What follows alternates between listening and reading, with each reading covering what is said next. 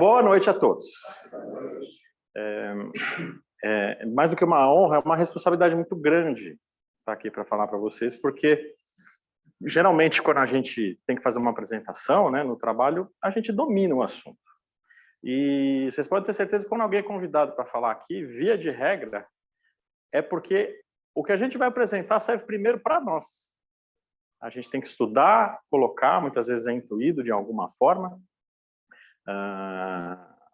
e nós mesmos já fazemos a reflexão. Então, hoje, o meu convite é, eu espero que vocês consigam refletir comigo o que eu já comecei a refletir ao preparar esse material, que é num tema que eu considero muito importante, né? Eu chamei de aberto para a reforma, ao invés de fechado, e eu quero começar perguntando para vocês sobre reforma. Alguém aqui já fez reforma em casa? Nossa, meu Deus, que medo. Todo mundo? E por que vocês fazem reforma? Por que vocês se meteram a fazer reforma? Para ganhar uma renite? Quem mais? O que vocês tinham na cabeça para fazer uma reforma? Melhorar a casa. Ah, não estava bom, né? Melhorar. Então, E eu sempre gosto, via de regra, quando eu estou falando sobre algum tema, eu gosto de buscar definição, porque às vezes atrás das palavras a gente fala tanta coisa, né? E elas têm origem em certos vernáculos, lá no latim ou no grego, enfim, que a gente não vai se dar conta por que a gente usa aquela palavra. Então, o que é reformar? Né? Reforma é o ato ou efeito de reformar. Mudança para melhor, nova organização, renovação. Então, faz sentido, né? Eu quis reformar a casa para melhorar. Modificação em âmbito social ou moral. Olha que na própria definição de dicionário, a melhora moral está incluída, visando aperfeiçoamento e melhoramento. Quando vocês fizeram a reforma em casa, foi curta? Foi rapidinho? Marcou? Nunca. Demorou? Longa. É mais do que a gente imaginava? Pois é. Então, acho que isso pode dar uma noção para nós do que nós vamos falar aqui, se tem a ver com isso, né? Eu acho que eu vou ter que pedir para você passar, viu, André? Porque eu estou... Obrigado. Eu estou apertando certo.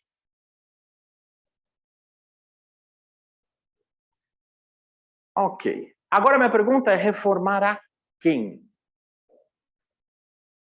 Reformar o próximo, né? É o outro que tem defeito, né? Sim. Fala, é sempre o outro que tem defeito. Aquele cara ali, pô, tá vendo aquele cara como é que fez? Me fechou na rua. Esse cara precisa ser internado, põe ele numa escola. Aquele outro lá é um egoísta.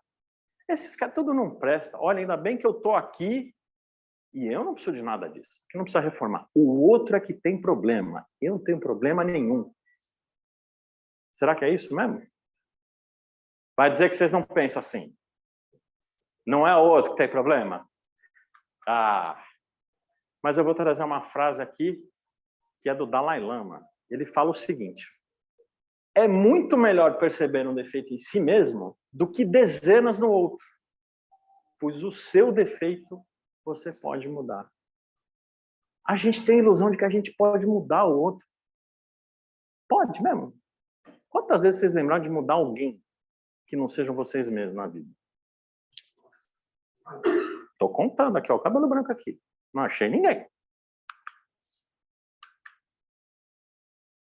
E é por isso que nós vamos falar da reforma íntima, de nós mesmos, como é que a gente cuida de reformarmos a nós mesmos. Porque reforma íntima é igual a evolução. E no Evangelho segundo o Espiritismo, no capítulo 17, item 4, se menciona: reconhece-se o verdadeiro espírita pela sua transformação moral e pelos esforços que emprega para domar suas inclinações más. Esforços. Essa é a palavra-chave aqui. Então, eu usei um livro do Abel Gleiser, pelo espírito Kaibart Schurter. Por curiosidade, o Kaibart Schurter é governador de uma cidade espiritual chamada Nova Alvorada. A cidade está sob o plano, sobre o Brasil. Não sei exatamente qual cidade, O Glauber, usualmente, é quem tem todas esses estudos aí. Oi? O nosso lar é no Rio de Janeiro. A Nova Alvorada é Minas. Então, o que eu vou passar aqui é só das primeiras considerações do livro, não é o livro todo. E vocês vão ver que ele bate em algumas teclas repetidamente, e em alguns aspectos sobre elas, mas elas resumem basicamente o mínimo que a gente tem que saber para começar essa empreitada. E na introdução, ele começa falando: reforma íntima é o renovar das esperanças interiores, tendo por meta o fortalecimento da fé, a solidificação do amor, a incessante busca do perdão, o cultivo dos sentimentos positivos e a finalização no aperfeiçoamento do ser. Fé, amor, perdão, sentimentos positivos. Isso é a base para a gente guardar se quiser começar a se melhorar. Agora que eu estou vendo que aparece bem aqui, tá ótimo aqui, agora que eu percebi. É o esforço que o ser humano faz para melhorar-se moralmente. E a base de tudo isso está nos ensinamentos de Jesus. Tudo isso que eu falei agora, quem foi que nos ensinou e nos deu exemplos, mais do que falar, nos deu exemplos de amor, de perdão, de fé, foi Jesus. Mas que a gente não se engane. Essa reforma é longa, é contínua, é árdua, é dura e é ao longo de muitas encarnações. Isso a gente não pode tirar de mente, porque gera frustrações. Se a gente acha que vai melhorar tudo aqui, isso aqui não vai a lugar nenhum, vou largar. É questão de perseverar. E é um ponto aqui que eu volto, se eu conseguir voltar. E o aperfeiçoamento, a perfeição será atingida e um dia será completa. Isso é importante, depois de muitas e múltiplas reencarnações. E aí o primeiro item que ele abre colocando é sobre sentimentos. Né? A gente, via de regra, frente a uma situação, uma pessoa, algo que nos incomoda, enfim, no dia a dia, quando a gente acorda, a gente dá mais abertura a sentimentos mais para negativos ou para positivos? O que vocês dizem? Olhem para si mesmos e contem para mim. Instinto, na primeira reação, positivo? O cara te fecha no trânsito. Moço bonito, muito obrigado, que você tem um lindo dia. A gente faz isso. Será? Eu acho que não. A gente tem a tendência...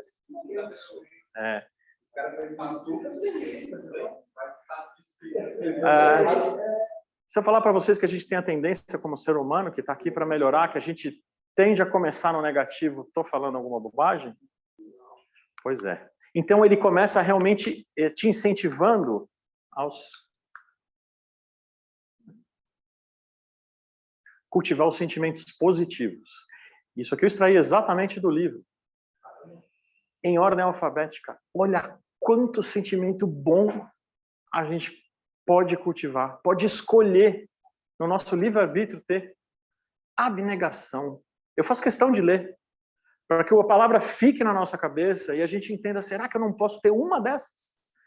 Na hora de que alguma adversidade me ocorre, será que eu não posso escolher uma dessas palavras para mim? Abnegação, afabilidade, bem-querer, benevolência, bondade, brandura, caridade, carinho, clemência, compaixão, confiança, coragem, desprendimento, devotamento, disciplina, doçura, esperança, fé, flexibilidade, generosidade, gratidão, humildade, indulgência. Olha a palestra da Gia aí, indulgência. Lealdade, justiça, mansuetude. Nossa, eu tenho uma dificuldade com mansuetude. Misericórdia, modéstia, otimismo, paciência. Esse eu acho que é campeão de a gente não ter dificuldade, né? Pacificidade, perseverança, piedade, pureza de coração, resignação, responsabilidade, simpatia, simplicidade, sinceridade, solidariedade e ternura. Tem pouca coisa para a gente escolher? Deu umas 3 dessa aí. Né? Você quer que eu reaja como? Olha, dá uma escolhida aí. Tá? Né? Se tiver 3, está sensacional. Porra. Mas se você escolher uma e ela ocupar o lugar de qualquer outra que você fosse pensar menor, esse é o começo.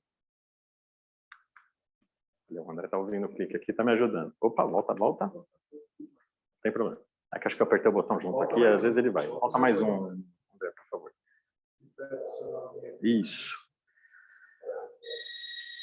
E aí a gente tem, na Reforma Íntima, pensando em evolução, no Livro dos Espíritos, na questão 785, isso foi trazido pelo André na última palestra dele também, qual o maior obstáculo ao progresso?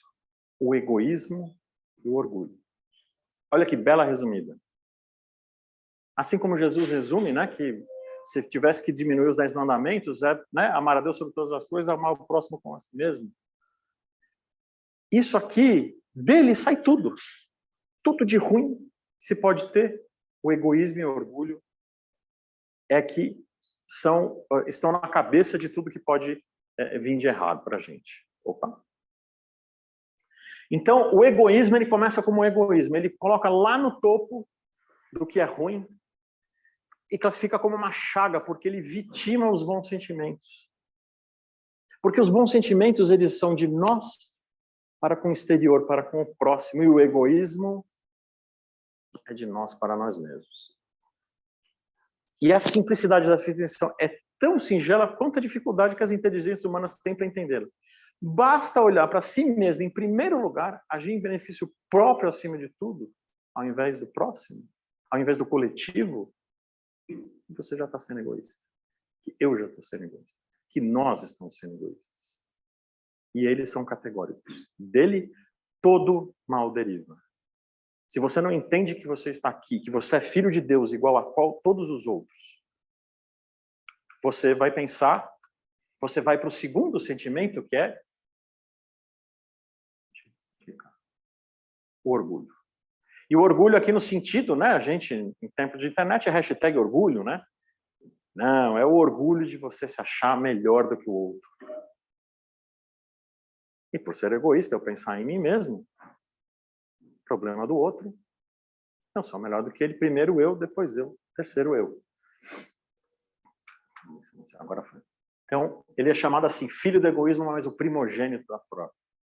Ele é a consequência imediata da gente cultivar o egoísmo nos nossos sentimentos, nos nossos corações, nas nossas atitudes. É o sentimento de quem se considera de qualquer modo, a qualquer tempo, superior ao seu semelhante. E aí a gente precisa lembrar que a igualdade é princípio universal, imutável e absoluto.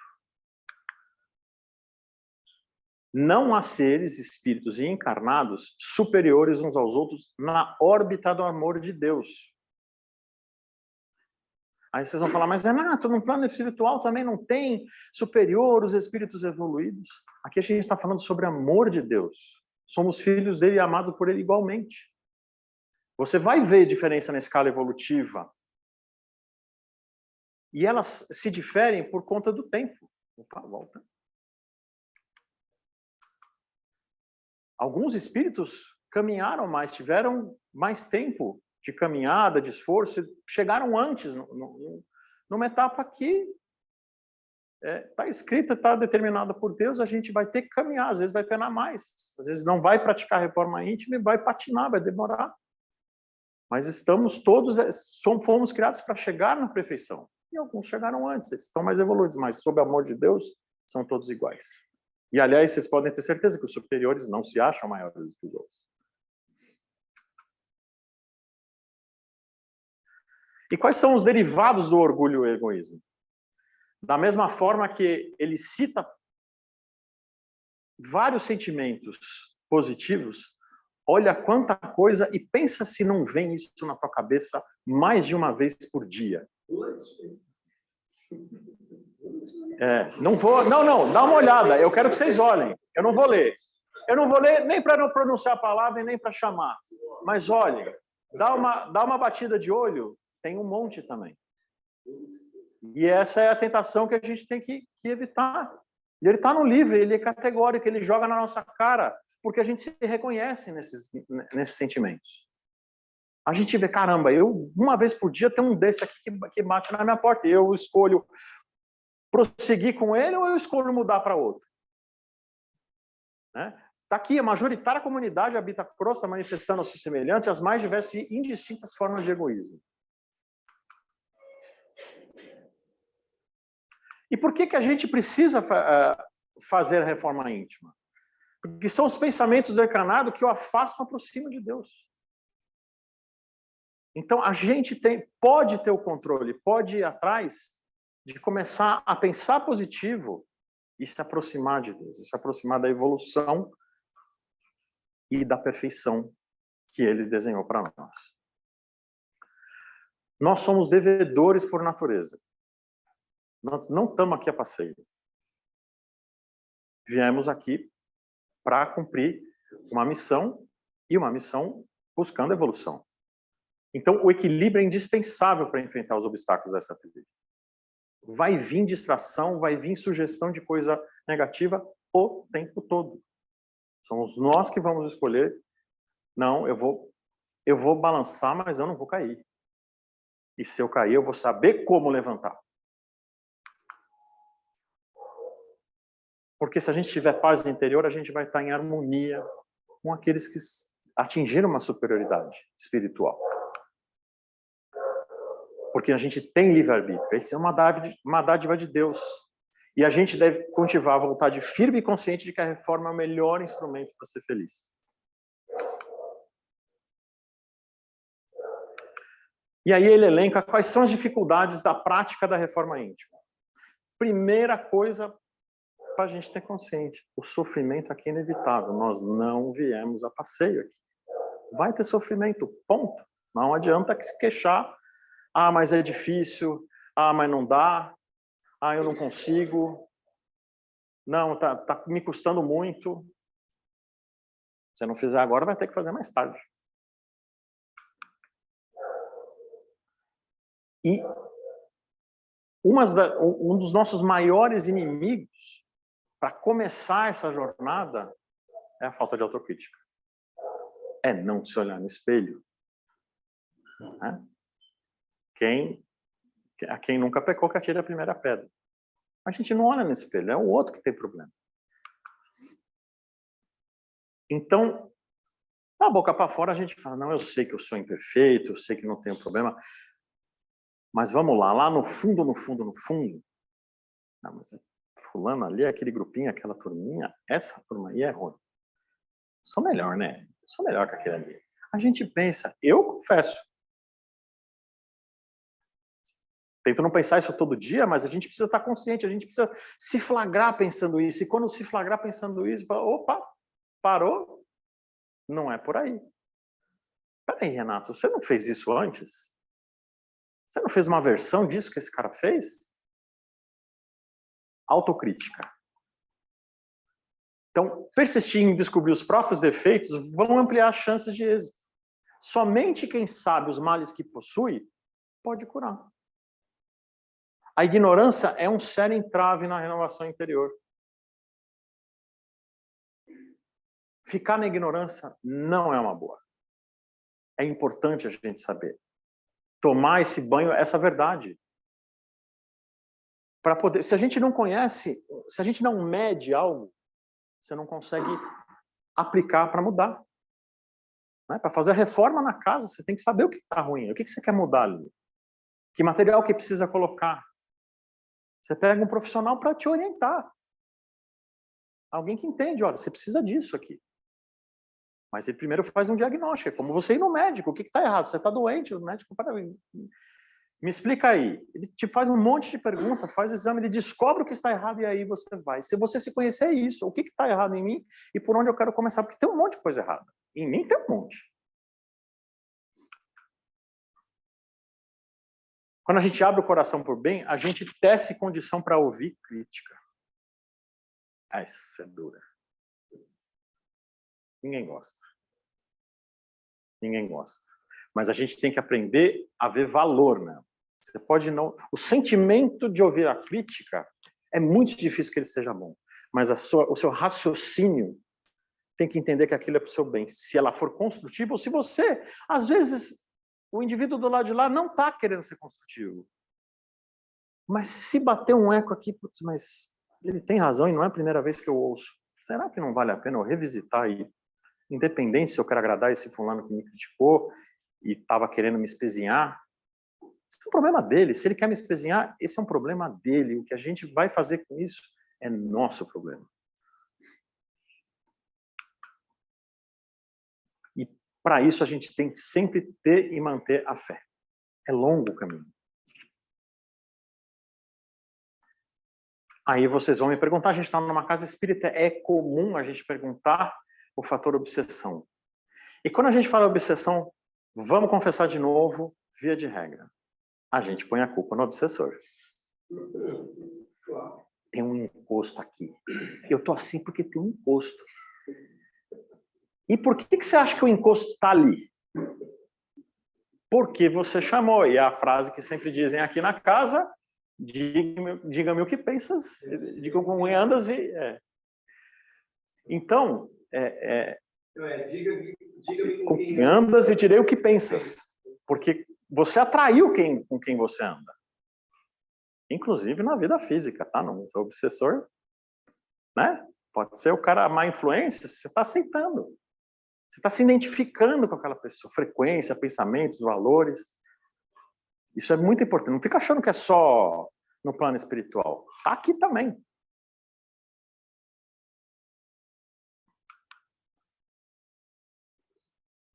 Então, importante é entender, a obsessão não representa o mal absoluto. Ao contrário, é uma consequência da invigilância do próprio encarnado, de sua falta de querer positivo.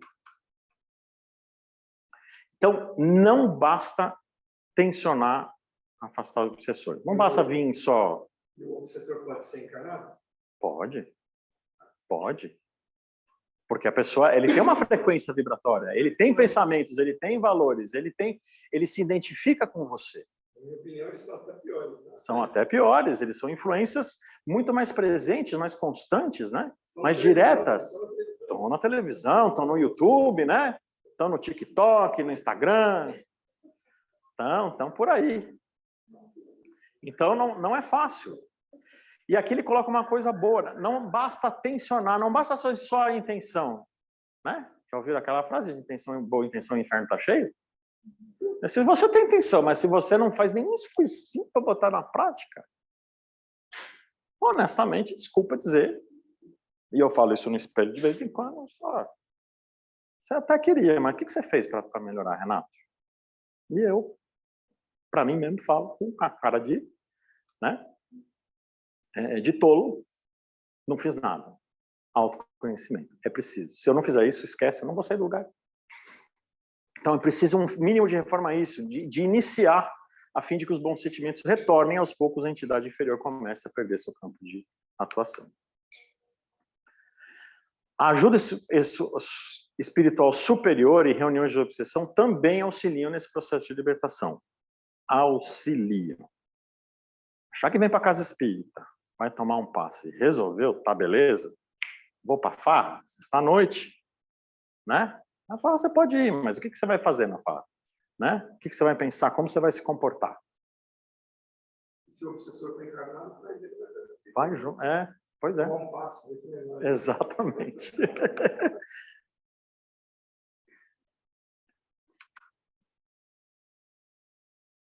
Então, relembrando, jornadas seculares são empreendidas para poder atingir a perfeição. E a reencarnação é o instrumento necessário para que os eventos evolutivos sejam vencidos um a um. Né? A todo instante do nosso caminho na vida material, a gente recebe orientação. A gente recebe orientação de gente que nasceu por perto de nós, muita gente, né? Tá ali, a gente tem gente para acertar conta, e tem muita gente que veio aqui voluntariamente, estava evoluído.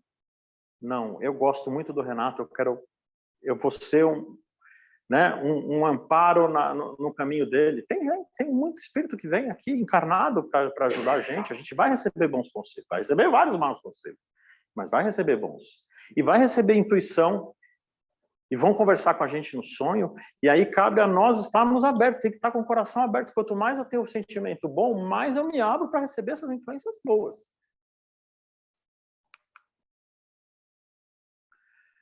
Então, no ângulo específico, a reforma íntegra constitui-se de atos isolados, no dia a dia do encarnado, levando a melhorar-se nas suas mais variadas atitudes, para depois, ampliando o contexto, alterar sua conduta, tornando-a cada vez mais próxima do comportamento. O que eu acho importante disso aqui é que são pequenas vitóriazinhas todo dia. Cada coisinha que você faz, uma pequena... Ah, mas isso aqui não faz influência. Engana-se você.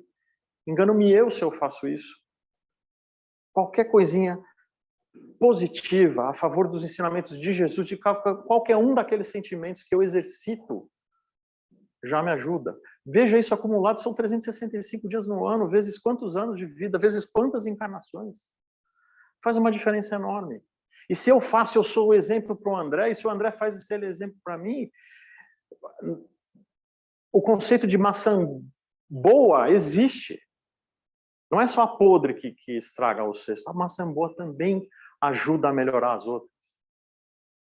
Então, não é desprezar pequenas vitórias, é comemorar cada vitória. Nossa, eu consegui fazer aquilo, eu quando me flagro fazendo, que não é toda hora, eu falo, caramba, é possível, dá. Se eu fiz uma vez, eu posso fazer duas. E se eu posso fazer duas, eu posso fazer três. E eu acho que é esse um sentimento que a gente precisa alimentar em si mesmo. E quais são as vantagens imediatas que ele cita na prática da reforma íntegra? Estar em paz no enfrentamento da acre vida cotidiana traz benefícios imediatos ao encarnado.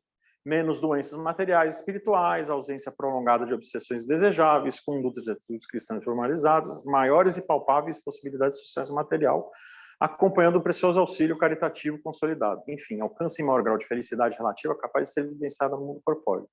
Então, sim, o sofrimento é inevitável. Mas a gente mesmo pode aliviar essa caminhada. Porque vira ciclo virtuoso. A gente alimenta uma coisa boa, a gente alimenta outra coisa boa, que alimenta outra coisa boa. E existem as sensações que vêm, as ruins que vêm na nossa cabeça. E quais são as desvantagens evidentes? Se ele é egoísta e orgulhoso, ele se torna alguém vaidoso, que só vê a ele mesmo, né? E é ele o desgraça. Porque você ser assim, a gente às vezes não se enxerga. Às vezes, ou na maioria das vezes, ou sempre. Eu não sou egoísta, eu não sou orgulhoso. Mas o fulano é. E a gente gosta de estar do lado desse fulano egoísta e orgulhoso. Não gosta, né? A gente não é, mas ele é e a gente gosta. Quer ficar longe. E será que o cara gosta de todo mundo ficar longe dele? Parece que ele não toma banho há 20 dias. Então, a gente atrai, só piora. Só piora. Você deixa de ser um ser sociável para ser um ser indesejado. Você só retroalimenta sentimentos ruins. Termina por ser menos querido, né? Transforma no rancor e ódio. Então, quais são as solúveis arestas nas relações humanas? Descobrir seu lado imperfeito mais fácil e simples de ser contornado.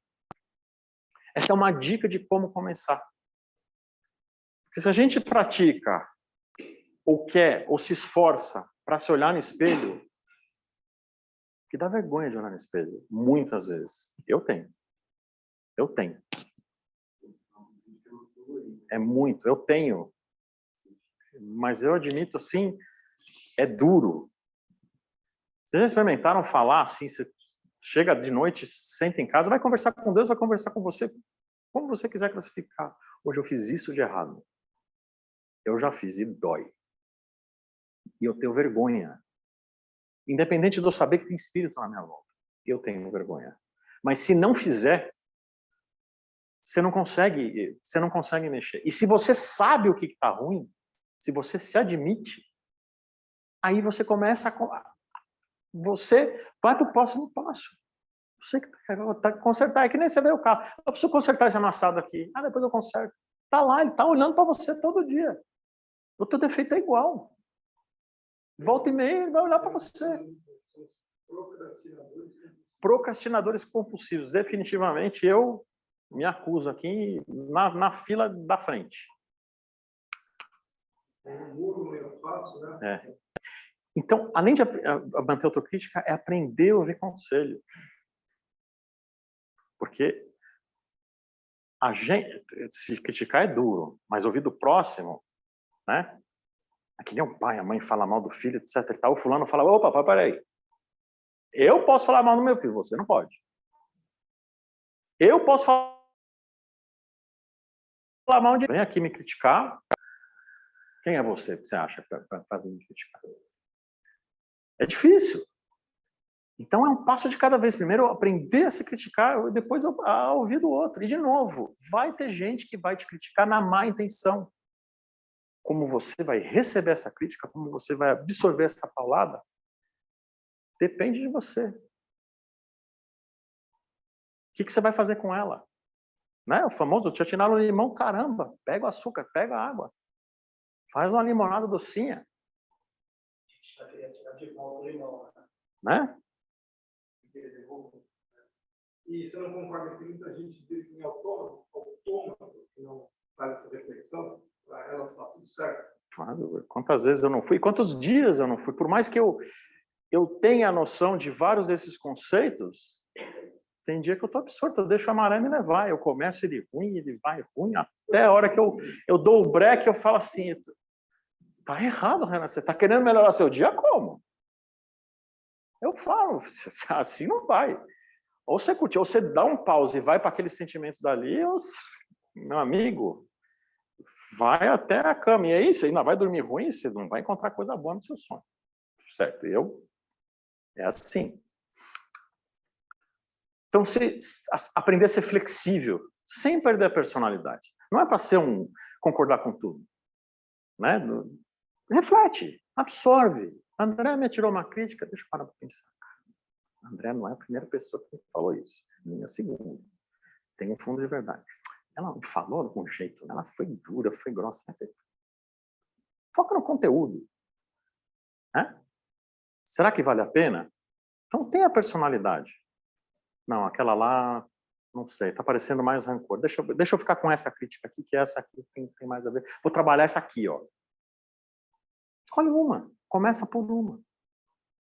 Né? É que nem futebol, você está perdendo 2-0, você não faz o 2. Primeiro tem que fazer o 1 para depois você empatar com o segundo. É devagar, não adianta a gente querer fazer tudo. São várias encarnações, é por isso.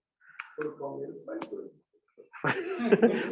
faz 4 em uns 5 minutos, mais ou menos, né?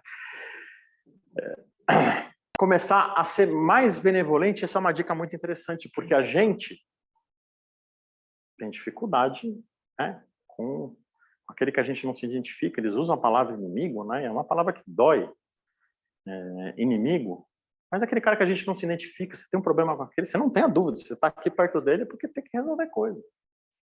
Mas ok, você não está preparado para... Né, você começa a ser mais benevolente com o amigo, porque volta e meia mesmo com o amigo a gente discorda.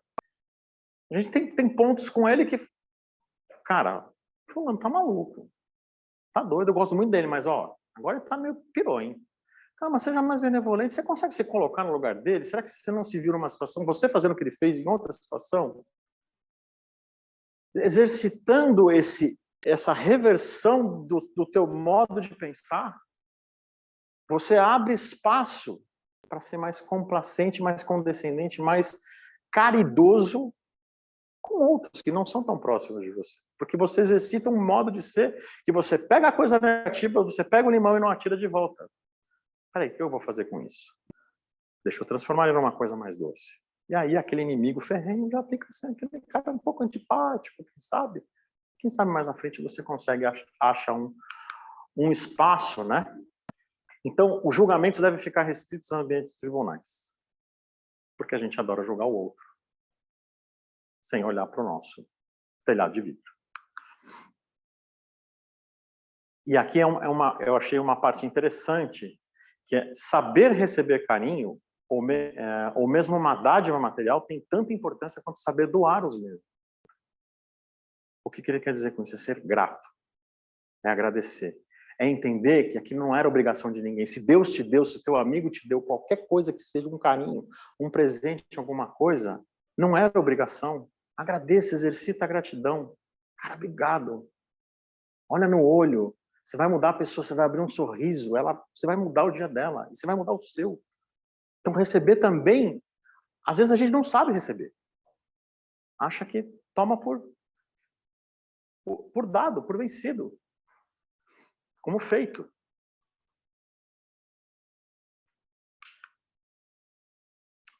E quais são algumas barreiras, as barreiras mais comuns no aprimoramento das relações humanas, né?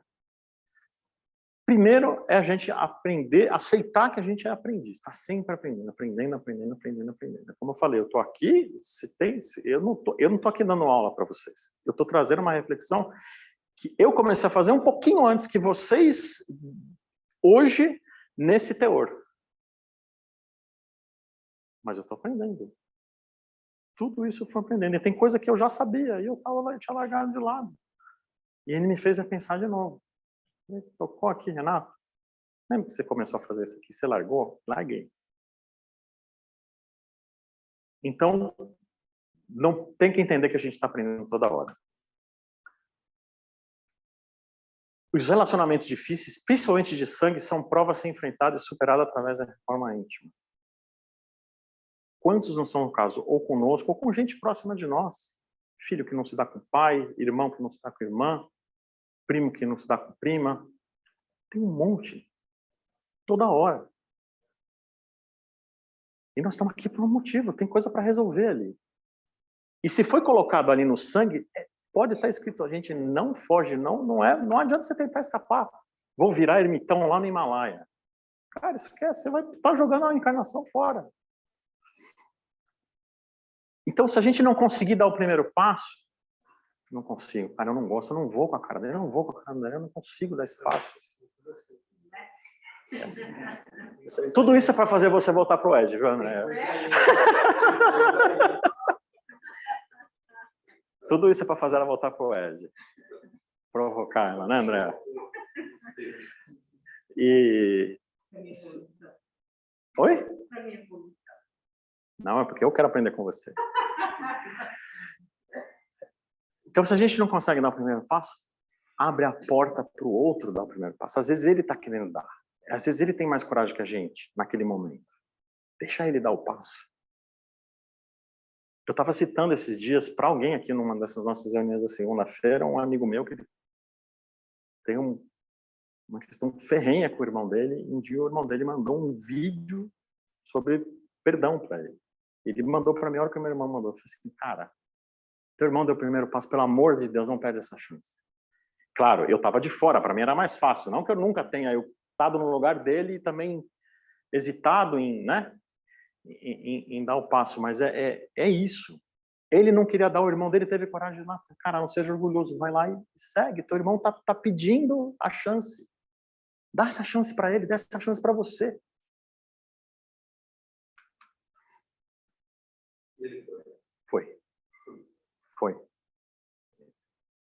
Foi. Eles acharam uma maneira, desculpa mudar aqui, ele tinha problema lá com a cunhada dele, ele falou, a gente restabelece aqui, eu ainda tenho problema com a minha cunhada, a gente deixa ela de fora um pouco. Mas foi um passo, um pouco disso que a gente falou. Ele deu um passo. Foi o primeiro. O passo foi para frente. Não foi para trás nem para o lado. É sensacional isso. Conviver com o inimigo é imperativo. O afastamento não vai trazer paz. Não adianta você achar que se você se esconder, não vai vir na outra encarnação. Se você conseguir se esconder aqui, porque o plano espiritual dá jeito, toda essa coisa dá volta, você encontrar de novo, mas se não for aqui, vai ser na outra. Ou se você, né, no pior dos casos, tentar fazer outra coisa que não deveria, né, achar que a vida é descartável, não. Então, nada é irrealizável nesse campo, em qualquer dos planos da vida.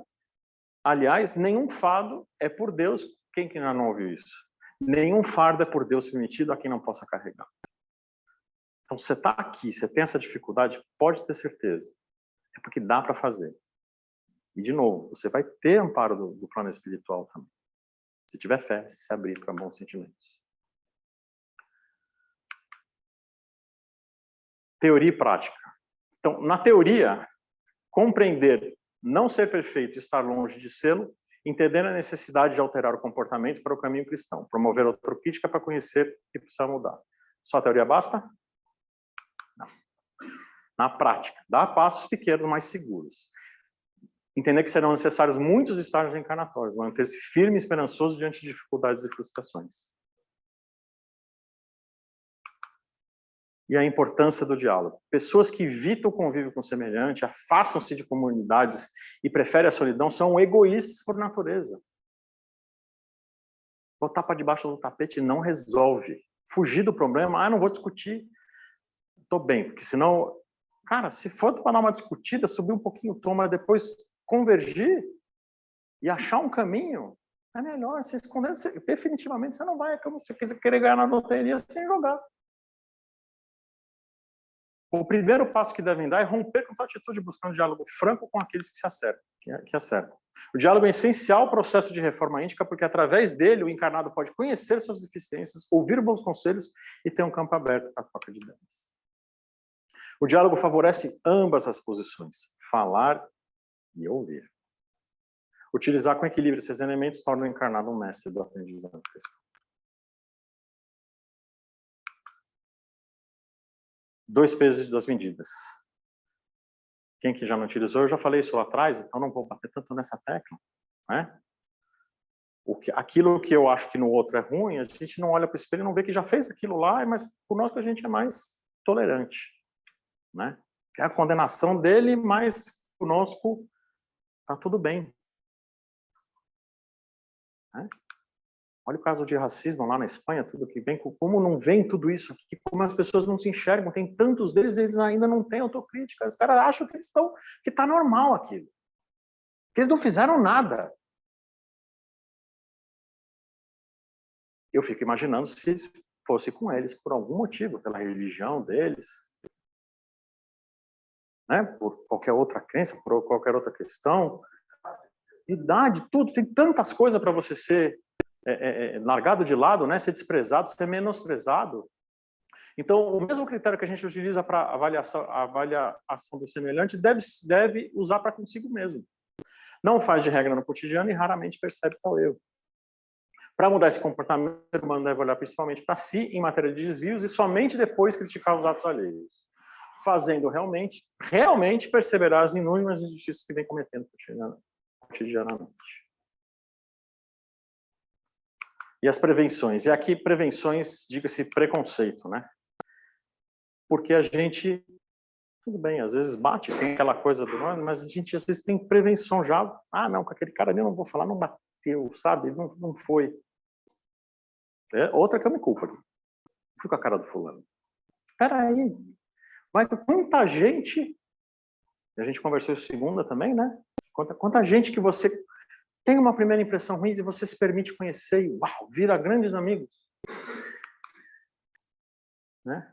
Não é obrigatório a nós estabelecer relação de amizade com todo mundo que cerca a gente, nem amar do mesmo modo e com a mesma intensidade. Recomendo somente que o encarnado não cultive o hábito de julgar as pessoas ou o fato pela aparência ou pelo que ouviu dizer. Nossa, ouviu dizer, então melhor ainda. Esse é comuníssimo. O fulano me falou que... Né? E aí você julga. Hoje mesmo, eu não custa com 2 colegas de trabalho. Uma gosta da fulana A e a outra gosta da fulana B. Eu estava com impressão ruim da A, ela falou, não, mas essa A é outra maravilhosa. Cada uma tinha, as duas são minhas amigas, gosta opiniões opostas dela. Vai lá conhecer, pede uma conversa, forma a sua opinião. O ser humano deve lembrar-se de que há sempre alguém superior à sua pessoa, cujo julgamento pode pesar como uma clava dolorosa sobre seus ombros em qualquer setor da sua existência. Então, tudo isso que a gente está fazendo, sempre vai ter alguém que pode fazer para a gente. A gente está se achando superior ao outro, e tem gente que pode se achar superior a nós. E fazer doer. E para terminar, qual é o modelo maior? Veja, isso tudo é a introdução do livro. Mas eu acho que é material suficiente para a gente refletir, para a gente pensar. E a reflexão é todo dia. Qual é o modelo maior? É Jesus. Não deve o encarnado alegar dúvida nesse processo de mudança exterior, pois o Cristo deixou-lhe um universo de ensinamentos que engrandece e simplifica, ao mesmo tempo a busca da reforma íntima. Era essa a reflexão que eu queria trazer para vocês aqui, que muito me doeu, porque eu me vi em muito lugar aqui que eu não gosto, mas que é preciso a gente mudar. Boa noite.